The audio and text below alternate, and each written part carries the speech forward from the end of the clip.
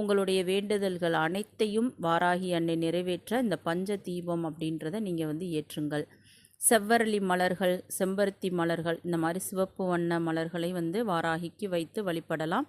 அதே போல் நெய்வேத்தியம் பார்த்திங்கன்னா பானகம், வெண்பொங்கல், மிளகு வடை இந்த மாதிரியான பொருட்கள் வந்து நீங்கள் செஞ்சு வழிபடலாம். எதுவுமே இல்லை அப்படின்னா பசும் பாலில் நீங்கள் பச்சை கற்பூரம், ஏலக்காய், சுக்கு இதெல்லாம் சேர்த்து நாட்டு சர்க்கரை சேர்த்து நீங்கள் வந்து வாராகிக்கு வைத்து வழிபடலாம். பழங்கள், மாதுளை பழங்கள் வந்து அந்த முத்தை உதிர்த்து தேன் கலந்து வைத்து வழிபடலாம்.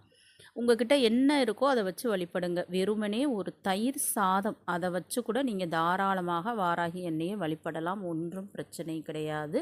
கோவிலுக்கு செல்ல வாய்ப்பு உள்ளவர்கள் கோவிலுக்கு சென்று வாராகி எண்ணெயை வழிபடலாம்.